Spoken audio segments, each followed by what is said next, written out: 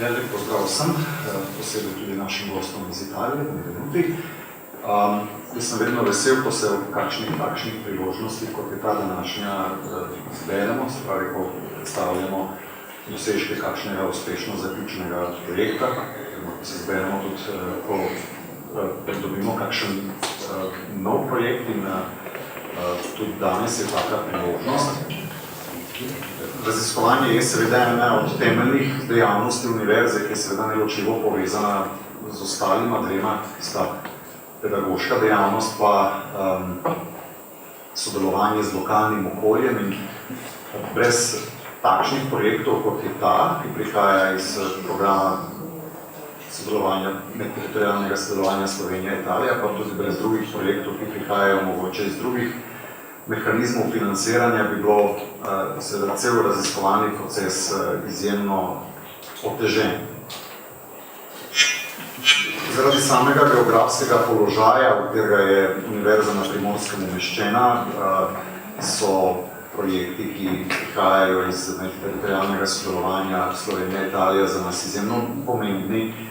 Ni ta edini, v katerem sodelujemo, ne bom zdaj našteval ostalih, toliko bolj smo pa veseli in nekako ponosni na projekte, ker je tudi sam cilj raziskovanja vezan na geografski prostor, v katerem je univerza na Primorskem umeščena.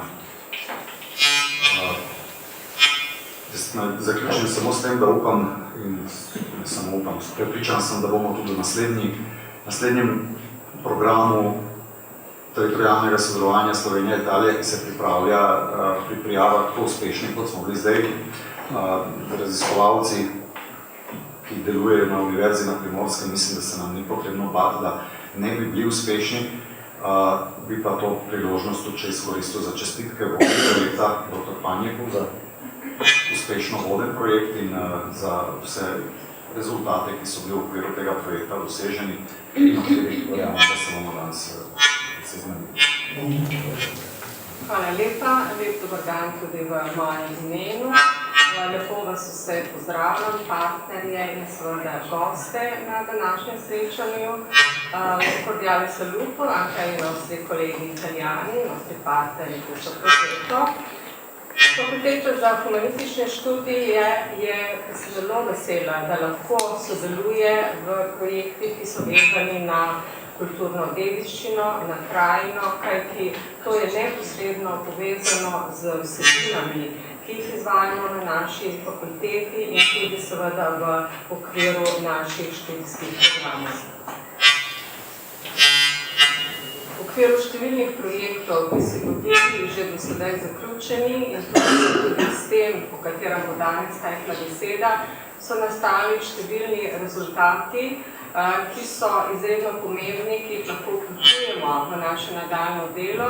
Še posebej pa menim, da velja poudariti, kar se tiče naše fakultete, da je pomen teh projektov tudi vključevanje študentov v projektno delo in raziskovanje. Na koncu bi seveda čestitala vsem partnerjem v projektu, še posebej vodji projekta, profesor Aleksandru Panjeku, za uspešno zaključeno delo in seveda danes vam želim uspešno druženje in predstavitev rezultatov. Hvala lepa. Hvala, Mirela, za besedo. Jaz bom čim krajši, zato da ne bom malo časa naslednjim točkam na našem dnevnem redu. In sicer mislim, da je moja dolžnost, ampak tudi v veseljem je, da se še najprej zahvalim vsem partnerjem na projektu, tako osebam, sodelavcem, ki so delali, kakor tudi ustanovam. Ja, kot sem povedal, želim se zahvaliti ne samo sodelavcem, ampak tudi ustanovam, ki so nam bili partnerji. In sicer na slovenski strani bi spomnil na Park Škocjanske jame in pa na Zavod za varstvo kulturne dediščine Slovenije z območjem v Novi Gorici. Na italijanski strani pa pokrajino Trst. Tu imamo celo predsednico pokrajine, kar mislim, da tudi kaže na pomen tega projekta, tudi na drugi strani meje. in pa seveda občino Devišna Brežina in soprintendenco oziroma Zavod za zgodovinsko in antropološko dediščino sosednje dežele Podravniške Kranje. Torej, hvala vsem in upam, da boste presodili. Kot sam menim, da so naši rezultati dobri, zanimivi. Vesel sem, ker smo dosegli vse zastavljene rezultate in menim, da so lahko naši rezultati tudi dobra podlaga za delo za naprej, tako za raziskovalno delo, kako tudi za strokovno delo. In moja morda malce skrita želja je tudi ta, da bi bila gradiva in rezultat tega projekta v pomoč pri kandidaturi Krasa na seznam UNESCO, če bo naš pošlo. Veseli me, da vas lahko pozdravim in kar se tiče projekta Living Landscape, mislim, da ste uspešno pripeljali aktivnosti do konca in ste eden izmed zadnjih projektov, ki se zaključujejo, se pravi, do konca marca smo zaključili že 51 skupnih čezmejnih projektov in do konca aprila bomo še zaključili še zadnje projekte, sicer skupno smo sofinancirali 87 projektov. Čestitala projektni ekipi, vodji projekta, profesorju Vaniku, pa tudi sodelavkam Marti Aldenti za uspešno vodenje tudi iz administrativnega vidika tega projekta. In zdaj, ko se počujemo program, smo delali neke statistike, na sekretariat je prispelo kar 550 prošenj za spremembe in mislim, da Living Landscape je eden izmed teh projektov, kjer so bili cilji jasno zastavljeni in tudi doseženi. Kar se tiče današnjega dne, vam želim samo še uspešno delo in upam, da boste rezultate nadgradili v bodoče. Hvala. Tutti, dobar dan vsem, con grande piacere partecipo a questa conferenza stampa perché in maniera convinta ho aderito a questo progetto del Living Landscape quando me lo proposi proprio il sovrintendente Caburlotto. E dico anche perché eravamo reduci di un altro progetto che vedeva come oggetto e soggetto proprio il Carso classico, di cui la provincia di Trieste era capofila per la parte italiana e Cesana capofila per la parte slovena. L'aspetto interessante di questo progetto dal mio punto di vista era dato proprio dal fatto che più che puntare sulle caratteristiche ambientali e naturalistiche del Carso, il progetto guardava invece a quelle che sono state le trasformazioni dell'uomo sul Carso, tant'è sia dal punto di vista materiale che immateriale. Dentro il progetto la provincia di Trieste, che è partner, ha curato la mostra, l'esposizione, il materiale, chiamiamolo così, fotografico e didattico, ma soprattutto ha messo a disposizione un immobile di sua proprietà, di proprietà della provincia, un immobile che appartiene anche all'architettura tradizionale del Carso e delle case carsiche. Questo immobile ospita, perché l'abbiamo inaugurato una settimana fa, questa mostra itinerante, ma diventa anche un infopoint per chiunque, sia i cittadini dei nostri territori che ovviamente i numerosi turisti che troveranno nell'infopoint una possibilità di conoscere e approfondire la storia del nostro territorio carsico transfrontaliero. Il percorso espositivo, la mostra itinerante, in effetti viene in qualche modo narrato attraverso alcune tappe, a mio parere, significative e importanti del territorio carsico. Le mappe storiche del Carso, il paesaggio carsico, l'edilizia carsica delle pietre a secco, dei muretti a secco, e i parchi culturali e simbolici di Gropada per la parte italiana e di Rovic per la parte slovena.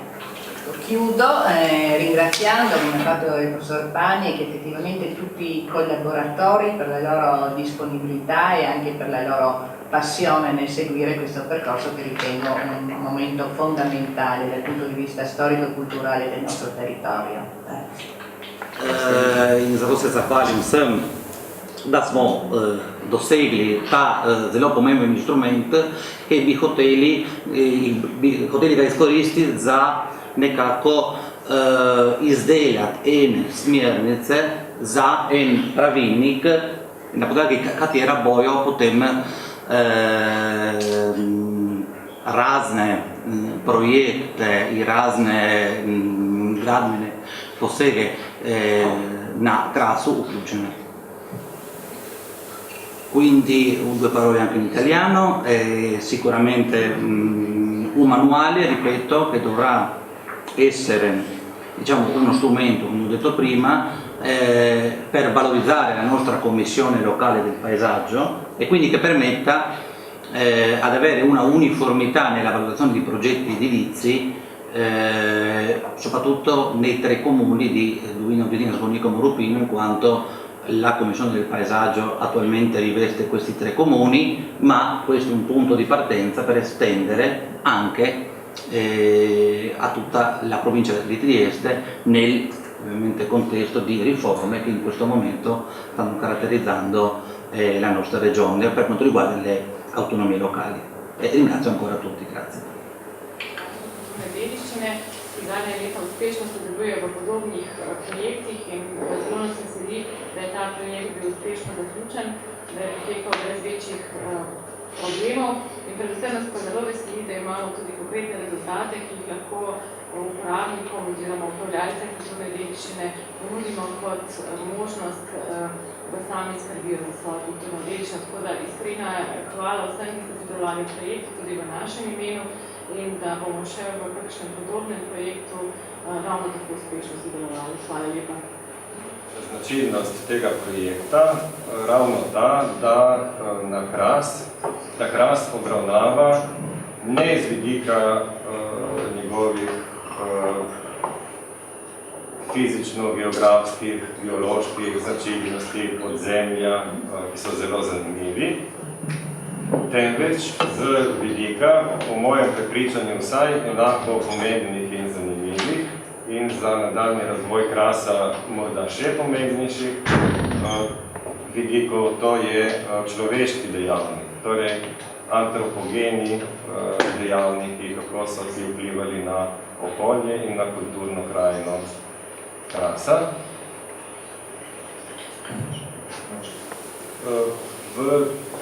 Projekt Living Landscape je bil raziskovalni in obenem izobraževalni projekt.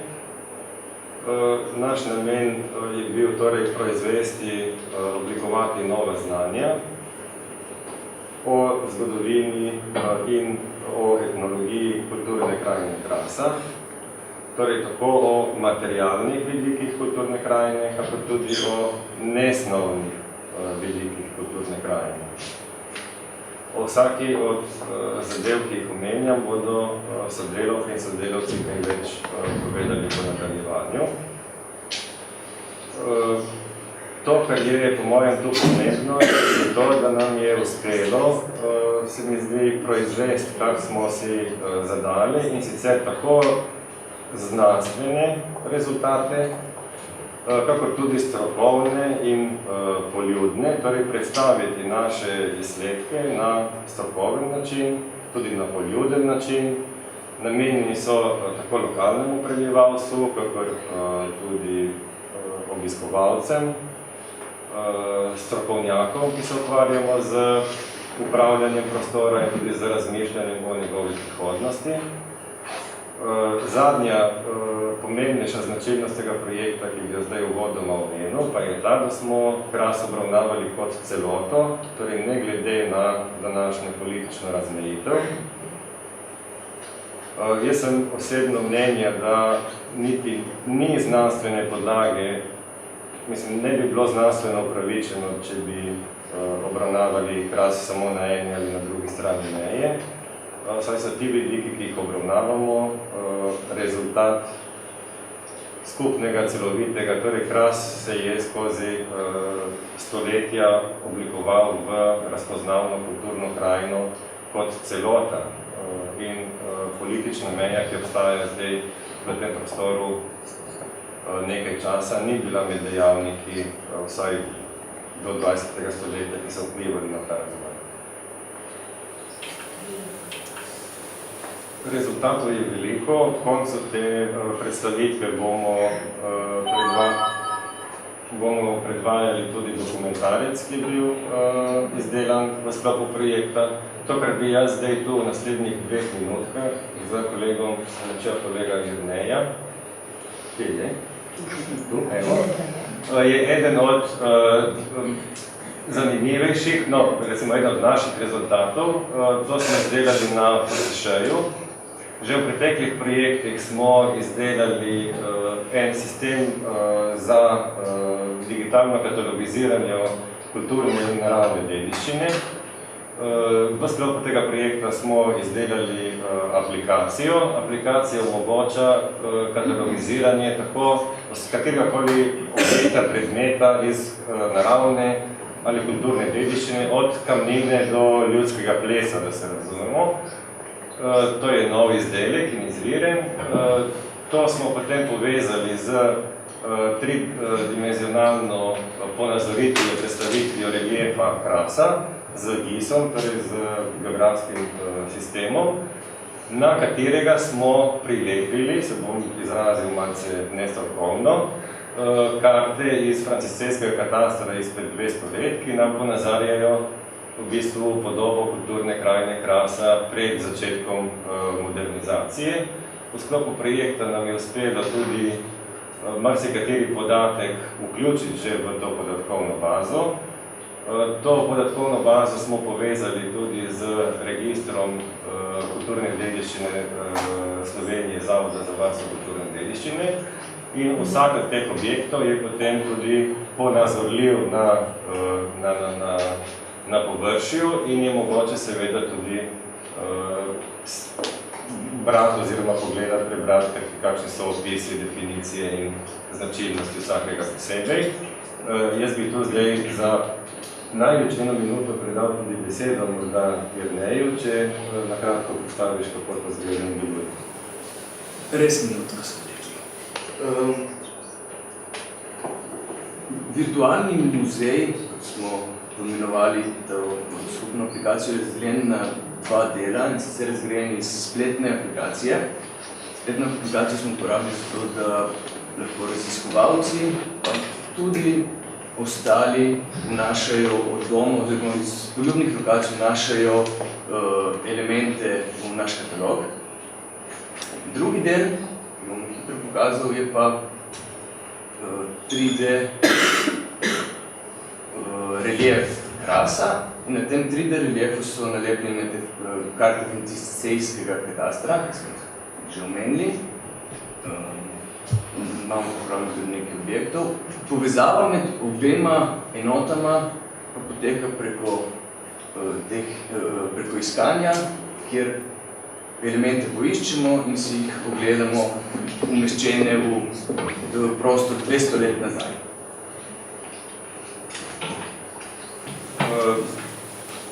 Poleg tega bi vam pokazal še eno od obeh znanstvenih knjig, ki sta še v tisku. Danes vam lahko pokažem vsaj v elektronski obliki eno od obeh. To je kulturna krajina in okolje Krasa. Gre za delo, ki po eni strani obravnava zgodovino kulturne krajine Krasa, po drugi strani pa predstavlja tudi poskus apliciranja novejših pristopov k zgodovini okolja na primeru našega Krasa. Torej, vprašanje tu, ki sem si ga zastavil, je... Morda bodo... Oltre a questo vuole presentarmi 2 nuovi scusa? Ja, v bistvu smo poskusili interpretirati to zgodovino Krasa in zlasti zgodovino ogolelosti Krasa. Torej, ali je dejansko mogoče in smotrno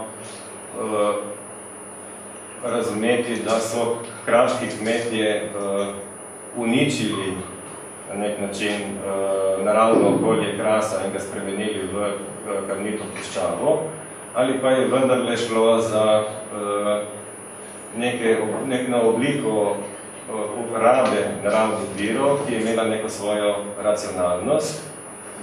In menim, da je temu bilo tako. Osebno mislim, da je taka oblika okolja, kakršno smo imeli pred začetkom pogozdovanja, imela neko svojo ekonomsko in socialno racionalnost. Moje osebno mnenje je tudi to, da Črni Bor pa nima nikakršne ne socialne, ne ekonomske racionalnosti in verjetno tudi ne kulturne. Na koncu knjige, v sklopu tega projekta smo izvedli tudi zelo široko sistematičen nabor zgodovinskih kart kraškega območja in nekatere so tudi tu predstavljene. Ampak če pogledate ta drevesca, to je iz leta 1777, sicer beneški dokument iz Beneške Istre, ampak nam tista drevesca, tako čudno in sprotovičena, so bila namenoma tako gojena in obrezovana, zato da bodo veje imele ta pravo krivino za graditi Beneške galerije. Tako da moramo razumeti, da smo tako strokovnjaki kmetije v preteklosti gledali na okolje in na naravne vire v okolju precej drugače, kot smo vajeni danes. Slovenskih raziskovalcev mitskega in folklornega izročila, Šmitek, Kropej, Pleterski, Hogeč, Probat Predlože in Kavličič. Ampak paradni konj te knjige bo gotovo gradivo Borisa Čoka o predkrščanskih pomenih kamnoseških znamen, pa tudi delov pokrajine, ki jih je kot otrok slišal v okviru svojega družinskega izročila. V sklopu tega smo naredili tudi 2-dnevna mitska folklorna parka, mislim, da bo kdo drugi povedal več o tem.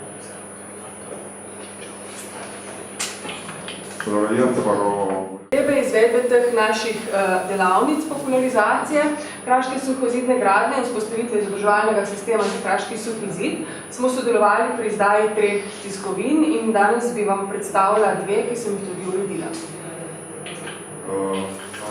Prvi ni Libro, zloženka. Rekli smo, da je motivacijska zloženka, izdana v letu 2013, ki smo naslovili ponovno odkrita kraška dediščina izjemnih razsežnosti. Pri njenem nastanku smo kot avtorji sodelovali Eda Beringer, dr. Miha Jeršek, Manca Rinaca, dr. Domen Zupančič, Tomaž Zorman in Darja Krajnc. Cilj te zloženke, ki je šla v nakladi 1000 slovenskih, 1000 italijanskih izvodov, je na strnjen način širši javnosti s poudarkom na udeležencih teh naših projektnih aktivnosti predstaviti dragocenost, zanimivosti, stanje, možnosti za ohranjanje kraških suhih zidov. Druga tiskovina, ki smo jo izdali konec leta 2014, žal samo v nakladi 270 izvodov, je pa zato dostopna tudi v PDF obliki, je ta špehec, kako smo rekli, zbornik strokovnih spisov o kraškem suhem zidu. Namenjen je kot nekakšna skripta učbenik za teoretični del udeležencev izobraževanj, ki smo si jih zamislili v okviru tega našega projekta, aktivnosti vzpostavitve izobraževalnega sistema za kraški suhi zid. Začnemo s pogledom geologa, dr. Miha Jerška iz Prirodoslovnega muzeja Slovenije, ki pove, da se tudi kraški zidovi razlikujejo med sabo glede na kamnino. Sledi predstavitev prazgodovinske realnosti suhih zidov, Mance Rinaca, zgodovinar Aleksandar Panjek iz Univerze na Primorskem poda zgodovinsko perspektivo funkcij kamnitih zidov v kulturni krajini Krasa, arheologinja in etnologinja Katja Probat Predlože iz iste univerze oriše simboliko kraških suhih zidov v lokalni folklori, etnolog Marko Miozi na kratko oriše problematiko hišk na Krasu onkraj meje v Furlaniji Julijski krajini. Arhitekt dr. Domen Zupančič iz Fakultete za arhitekturo Univerze v Ljubljani predstavi kraško suhozidno gradnjo z vidika samega projektiranja gradnje, krajinski arhitekti Romana Kačič, Matijas Liden in Sofija Del Pavija, razmišljajo, ali je suhi zid še vedno del vizualne izkušnje matičnega krasa. Arhitektka in likovna pedagogina dr. Beatrice Tomšič-Čerkes iz Pedagoške fakultete Univerze v Ljubljani poda pedagoški model za učenje vrednotenja oblikovanja prostora za vrtčevske otroke in šolajočo se mladino. Sledijo 3 teksti na temo biologije, in sicer plazivcev, požekljivcev in flore suhih zidov na krasu, kajti suhi zidovi so tudi pomemben življenjski prostor rastlin in živali. Avtori so dr. Staša Tome in dr. Andrej Gogala iz Prirodoslovnega muzeja Slovenije ter Branka Trčak iz Centra za kartiranje flore in favne. Zapisi o etiki in rokovanju s kulturno krajino suhim zidom, kot kulturno dediščino in življenjskim okoljem, ki so jih pripravili Tomaž Zorman iz Parka Škocjanske jame, Eda Beligar iz Zavoda za varstvo kulture dediščine Slovenije in Bojana Pajdiga iz Zavoda za varstvo narave. V celoto pa vse skupaj poveže besedilo Monike Milič, ki v imenu nadzorništva Forlanije Ilirske krajine za zgodovinsko umetniško etnoantropološko dediščino spregovori o zakonskem varstvu kraških suhih zidov v Italiji. Pozdravljeni! Za sodelovanje v projektu Living Landscape Živa krajina krasa se moram za povabilo v prvi vrsti zahvaliti docent dr. Kati Hrobat-Birlože z Univerze na Primorskem, za sodelovanje v projektu pa Dari Kranc iz Parka Škocjanske jame, s katero smo uspešno izpeljali vse v projektu zastavljene naloge s poudarkom na suhem zidu kot osnovnem elementu oblikovanja kraške kulturne krajine. Moram, da se pred vključitvijo v ta projekt s kraško kulturno krajino nisem kaj dosti ukvarjala, bila pa v raziskovalnem delu na terenu nad njo vedno bolj navdušena, kajti izven vasi težko najdeš eno samo 5 zemlje, ki je Kraševec v boju za preživetje ne bi preoblikoval. Z občudovanjem in spoštovanjem tako sama globoko cenim mojstrovine človeške ustvarjalnosti in izjemne primere tradicionalne rabe prostora, s kateri sem se seznanila in upam, da je projekt sa nekoliko pripomogel k temu, da bodo to krajino, ki so jim jo oblikovali predniki skozi leta, cenili tudi Kraševci sami. Kot partner v projektu je Zavod za varstvo kulturne dediščine Slovenije območna enota Nova Gorica izsledke raziskave prispeval k postavitvi digitalnega kataloga kraške kulturne krajine, oblikovanju razstave, ki trenutno gostuje v okviru projekta vzpostavljeni informativni točki Vrata na Kras v Retnu, multimedijskega gradiva, interpretaciji rezultatov raziskave LIDAR metode na območju škocjanskega prostora ter izvedbi predavanj v sklopu teoretikoma usposabljanja odraslih ljubiteljev kraške suhozidne gradnje.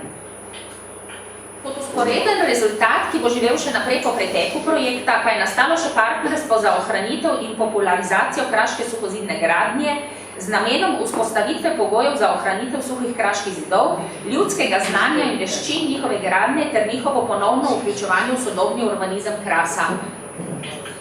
Najoprijemljivejši rezultat našega sodelovanja v projektu pa je monografski priročnik kraške suhozidne gradnje, ki sem ga tudi uredila, z 2 zloženkama, vzdrževanje in gradnja prostoječih in podpornih kraških zidov ter vzdrževanja in gradnja hišk, ki jo je pripravil Boris Čok, Kraševec iz Lokve, ki so mu poleg lastnega zanimanja za tovrstno tematiko svoje bogato znanje predali predniki.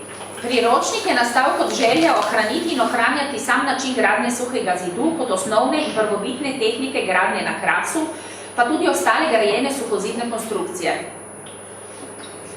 Zdaj bom pa malo skrajšana na željo. Suhozidna gradnja se je uporabljala že v najstarejših poznanih grajenih strukturah na Krasu, suhih zidovih v jamah ter pozneje obzidih prazgodovinskih naselij kaštelirske kulture, pa tudi pri kamnitih gomilah najverjetneje opazovanih stolpih. Predvsem v odprtem prostoru okrog vasi, ki je bil ob prvi naselitvi primeren samo za pašo, pa srečamo najrazličnejše suhozidne gradnje, odraz več ali manj izumrlega kmečkega življenja, ki so značilno zaznamovale krajino Kraške planote vse do novejšega časa. Priročnik je rezultat dosedanjega terenskega dela, pregleda objavljene literature in pričevanj tistih Kraševcev, ki so še živeli tradicionalno kmečko življenje. Dodan je pregled suhozidnih gradenj na Krasu v prazgodovini. Zlasti dragoceni so natančni opisi tehnike in postopkov suhozidne gradnje, vrst suhih zidov kot osnovne strukture, tudi zahtevnejših konstrukcij, ter različnih vrst suhozidnih gradenj, pri katerih je bila tovrstna tehnika uporabljena. Opisane so prednosti tovrstnih gradenj, njihovo stanje ter primeri slabih praks, ki bi se jim radi izognili. Hkrati je bil priročnik napisan kot poziv vsem ljubiteljem kraške kamnite dediščine, pa tudi tisti, ki jih bo pričujoče delo spodbudilo k temu, da postanejo dejavni varuhi kraške kamnite suhozidne dediščine in s tem edinstvene kraške kulturne krajine, katere sledovi se v sodobnem času hitro brišejo. Buongiorno a tutti. Parlerò sia in italiano che in sloveno, solo così si può risposare un po'. Cerco di stare entro i 5 minuti prestabiliti, aggiungendo 2 forse per la traduzione. Intanto saluto tutti e ringrazio tutti che avete contribuito al fatto che oggi ci è arrivato un manuale stampato in 1000 copie, in particolar modo al comune di Duino a Ulzina. Все поздравljam in se zahvaljujem vsem, ki ste nam pomagali priti do rezultata danes nastiskанega priročnika za gestione e recupero del paesaggio culturale del Carso, se pravi priročnik za upravljanje in obnovo kulturne krajine Krasa. Il manuale nasce dalla necessità di aumentare la consapevolezza e la sensibilità rispetto ai valori del paesaggio del Carso classico. È rivolto a tutti che abitano e operano sul Carso. Namenjen je praktično vsem, ki se pravi priročnik je nastal zaradi potrebe po večji ozaveščenosti in občutljivosti za krajinske vrednote matičnega Krasa, namenjen je vsem, ki živijo ali delujejo na Krasu. E praticamente è fatto per tutti che contribuiscono alla costruzione di paesaggio culturale del Carso. Se pravi, namenjen je vsem, ki sodelujejo pri soustvarjanju kulturne kraške krajine. Il paesaggio culturale in questo manuale è visto come protagonista, per cui ogni operazione che influisca su uno sviluppo futuro sia intrapresa nel pieno rispetto e nell'ascolto del luogo. Kulturna kraška krajina je v tem priročniku videna kot protagonist, kjer naj bi bilo vsako dejanje, ki ima vpliv na bodoči prostorski razvoj Krasa, narejeno v spoštljivem odnosu do krajinskih prvin.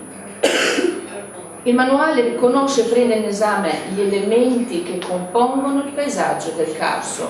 Non tutti, è un manuale aperto a essere, diciamo, allargato in futuro. Priročnik sistematično razpoznava in proučuje sestavne elemente kraške krajine, verjetno ne čisto vse in v bodoče smo vsi vabljeni, da ga še dopolnimo.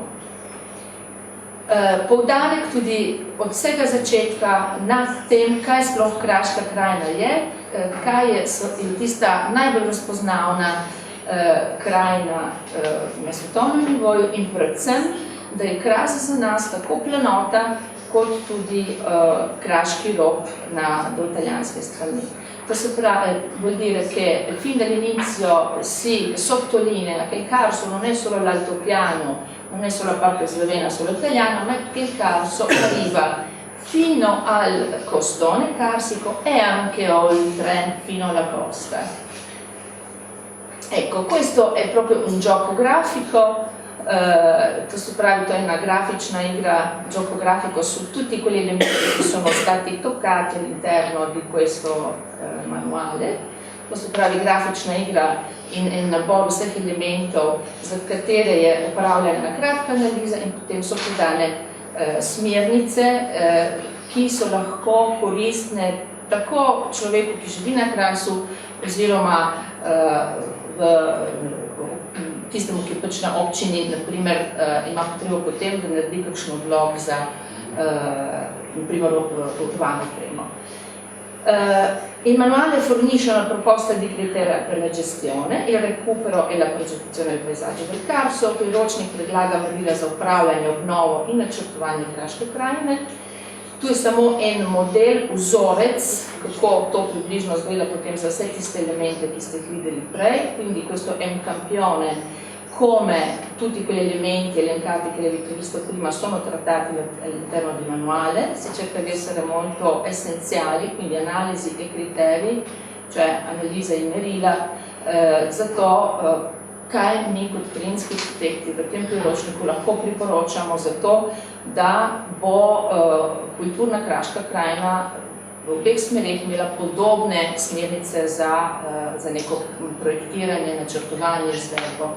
Quindi si cerca di dare dei criteri utili a chi ci vive, a chi ci progetta e soprattutto è importante che questi criteri siano uguali per ambedue le parti, sia parte slovena che italiana del CARS. L'immagine complessiva celostna podoba je pa tisto najbolj pomembno. Per la qualità dell'immagine paesaggistica non è sufficiente che le singole componenti che la costituiscono siano adeguate, ma l'importante è l'effetto d'insieme.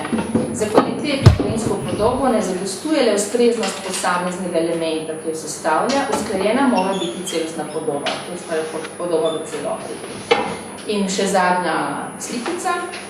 La moderazione, la semplicità, il rispetto delle caratteristiche dell'ambiente naturale, l'uso dei materiali locali sono i principi secondo i quali si sono formati segmenti del paesaggio carsico di più forte identità e che rappresentano un maggior potenziale per lo sviluppo del Carso. Quindi semplicità e moderazione, queste sono parole chiavi per far bene sul Carso. Zmernost, preprostost, upoštevanje značilnosti naravnega okolja, uporaba lokalnih materialov so načela, po katerih so oblikovani segmenti kraške krajine z najmočnejšo identiteto in ti predstavljajo največji potencial za prihodnji razvoj Krasa. Tudi tu poudarjam, ključni besedi zmernost in preprostost so največji bogatstvo na Krasu. Najlepša hvala. Hvala lepa, gospej Romani Kačič. Sedaj pa vabim še zadnji dve sogovornici v prvem sklopu, gospod Mirtočo. I work packages commissionatemi dalla sovrintendenza in contesto di questo progetto. Premetto che per l'accentuato interesse al tema in questione sono sentita particolarmente coinvolta anche emotivamente.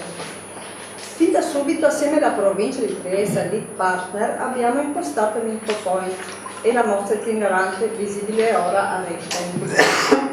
In quanto coordinatrice dovevo trasmettere i contenuti dei vari partner coinvolti e mi sono avvalsa di un layout della mostra e dei pannelli che io stessa ho disegnato.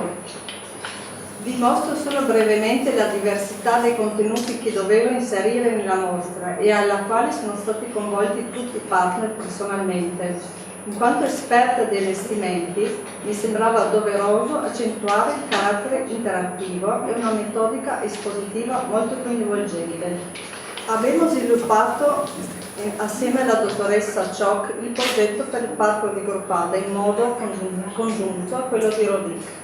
L'elemento che ci è seguito ovunque è il simbolo di Gropada, rappresentato dalla quercia secolare che vedete nel disegno. Inevitabile da ciò è nato il logo. I sentieri che abbiamo sviluppato si snodano come dei rami di un albero, seguendo una demarcazione che corre nei pressi del centro del paese. I sentieri si allacciano ad altri percorsi sul territorio. Il progetto del parco si rifà a principi di sostenibilità e cerca di diminuire gli impatti visivi sull'ambiente. Con tali presupposti si è scelto di segnalare perciò le varie postazioni con degli elementi in pietra carsica di forme irregolari, che ricordano elementi ben precisi e presenti nel luogo. La trasmissione dei contenuti avviene per via orale mediante l'ascolto con delle cuffie. I terreni su cui vengono situati gli elementi sono proprietà comunali, dei locali usi civici e del Consorzio Boschivo di Padriciano. Sono stati chiesti dei rilasci di autorizzazioni preliminari al Comune di Trieste, alla Soprintendenza Architettonica, all'Istituto per la tutela dei beni culturali in Slovenia, Zavod za varstvo kulturne dediščine, e al Consorzio Boschivo di Padriciano, tutti positivi. Come ultima attività volevo segnalare quella della raccolta dei dati per l'immissione nel catalogo HIC, prima illustrato dall'Università di Capodistria, che ho svolto continuamente dall'inizio dell'incarico e a cui mi sarebbe piaciuto dedicare più tempo perché lo trovo molto interessante. Ho elaborato un tipo di scheda che potesse contenere dei dati in accordo con i sistemi ufficiali di catalogazione in Slovenia e in Italia. Inevitabile è stato il rilievo puntuale del territorio con la raccolta dei dati georeferenziati e il rilievo fotografico. Interessantissime sono state le interazioni con la gente del luogo che custodisce ancora i ricordi del passato di questi posti magici. All'interno la soprintendenza ha portato a termine anche un libro educativo per le scuole, un manuale per le scuole secondarie di primo grado, che abbiamo qui un esemplare in lingua italiana, perché sembra essere riuscito molto bene alla mostra che abbiamo avuto a Molupino. Quello in sloveno è sparito, allora passo avanti. L'autrice del testo e delle illustrazioni sono io. La mia ricerca etnoantropologica è confluita come quella di tutti i ricercatori e ricercatrici del progetto in diverse attività del progetto transfrontaliero Living Landscape, così come nella realizzazione di 2 progetti specifici condotti dalla soprintendenza, nella concettualizzazione del parco culturale simbolico di Gropada, di cui ha parlato e l'ha presentato l'architetta Monica Milic, e soprattutto nel manuale per le scuole secondarie del quale ho parlato ora. Le scuole, che supera il concetto di manuale, esso è infatti soprattutto una narrazione letteraria di singole narrazioni orali, che include anche una sintesi delle ricerche interdisciplinari condotte dai ricercatori e dalle ricercatrici del Living Landscape. Le cartine dei 2 parchi culturali e simbolici fanno di questo libro anche una guida per conoscere i luoghi significativi dei 2 parchi e i contenuti legati a questi. Dei contenuti e semplicità dell'esposizione, la parola scritta accompagnata da illustrazioni esplicative. Tutto ciò permette la lettura e la comprensione degli argomenti, delle storie e dei concetti trattati nel libro. Ai bambini con alte, buone e scarse abilità di comprensione di un testo scritto. Il libro supera in tal senso anche il concetto di un sapere e di una conoscenza media legato troppo spesso ed erroneamente alla scuola pubblica contemporanea. Impostazione con la trattazione di temi come la parità tra i sessi, il riconoscimento delle minoranze come quella slovena del Carso in Italia e di una cultura non cittadina, ma anche il metodo storico e di insegnamento basato su un'attenzione particolare ai momenti di cambiamento della società, dell'economia, delle costruzioni, di una natura fortemente plasmata dalle necessità storiche delle e degli abitanti del Carso, soprattutto i cambiamenti dei simboli, dei miti e della stessa lingua, rende questo manuale ricco di spunti e fortemente innovativo. Jaz bi se rad zahvalil še enkrat najprej vsem, ki ste na tej predstavitvi rezultatov tega projekta zdržali do konca. Se vam zahvaljujem in čestitam. Zahvalil bi se rad, ker tega nisem tako izrecno naredil v začetku, vsem sodelavkam zlasti, ker jih je bilo bistveno več, in tudi sodelavcem Fakultete za humanistične študije in nasploh naše univerze, ki so otvorili našo projektno ekipo in tudi na nek način pogonsko jedro tega projekta, saj kot vodilni partner smo imeli in imamo pač to odgovornost, da poskrbimo, da se projekt lepo izvede kot celota. In še enkrat vsem prisotnim predstavnikom partnerjev, da so prišli pozdraviti, povedati svoj vidik in tudi predstaviti vsak svoje pomembnejše rezultate. Vsi prisotni ste potem vabljeni, čeprav rezultati niso vsi naši, ampak mislim, da si lahko postrežete s kakšnim darilcem in materialom, ki je razstavljen tam na mizi. Hvala.